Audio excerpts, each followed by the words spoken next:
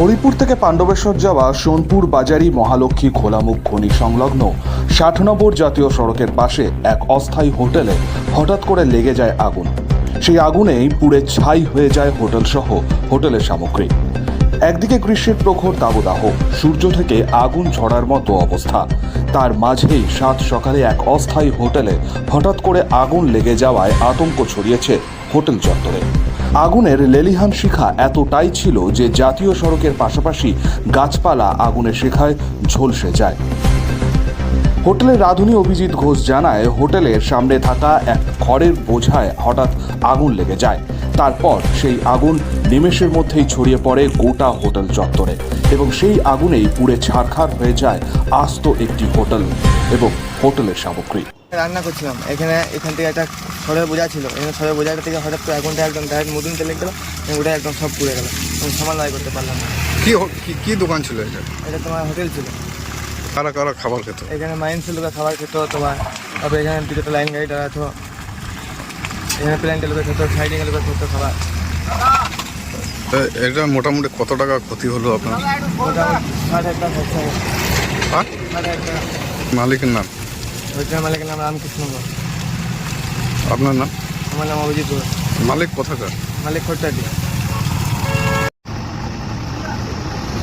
ঘটনা প্রসঙ্গে জানা যায়, সে সময় হোটেলে ৮ থেকে ৯ জন ব্যক্তি খাবার খাচ্ছিলেন। অল্পের জন্য প্রাণে রক্ষা পায় তারা। ঘটনার খবর পেয়ে দ্রুত ঘটনাস্থলে পৌঁছায় পাণ্ডবেশ্বর থানার পুলিশ, সাথে দুটি জলের ট্যাঙ্ক। জানা যায়, অস্থায়ী হোটেলটি মালিক ছিলেন পাণ্ডবেশ্বর থানার অন্তর্গত কোট্টারডিহি গ্রামের বাসিন্দা রামকৃষ্ণ ঘোষ। সূত্র মারফত জানা যায়, তাদের মধ্যবিত্ত পরিবার। জাতীয় সড়কের ধারে বেশ কয়েক বছর ধরেই এই অস্থায়ী হোটেল চালিয়েই তারা জীবন জীবিকা নির্বাহ করতেন। কিন্তু আজ সাত সকালে কোনো কারণবশত আগুন লেগে পুড়ে ছাই হয়ে যায় হোটেলটি। আনুমানিক ৬০,০০০ টাকার ক্ষতি হয় বলেই জানিয়েছেন হোটেল কর্মী অভিজিৎ ঘোষ। একমাত্র রুটি রুজির উপায় ছিল এই হোটেল, আর সেই হোটেল পুড়ে যাওয়ায় এখন নতুন করে কপালে চিন্তার ভাঁজ পড়েছে অভিজিৎ বাবু। কিভাবে এখন পরিবার চালাবেন, সেই প্রশ্নই যেন ঘুরপাক খাচ্ছে তাদের মাথায়। Bureau report, activates Bangla.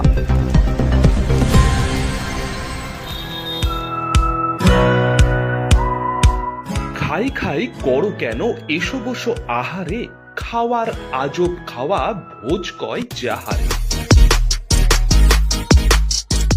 ভোজন রসিক বাঙালির খাওয়া দাওয়ার সেরা ঠিকানা মানেই Sher-e Bengal.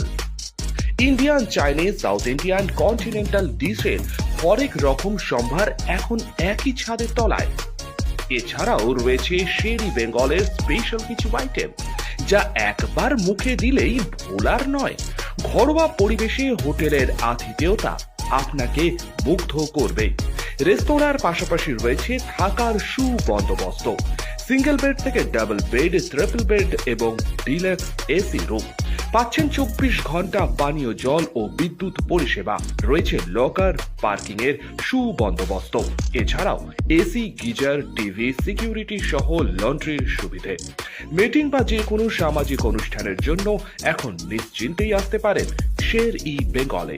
Sher e Bengal, JP Avenue, Sagarbhanga, SBI ব্যাংকের ঠিক পাশে, দুর্গাপুর 713211।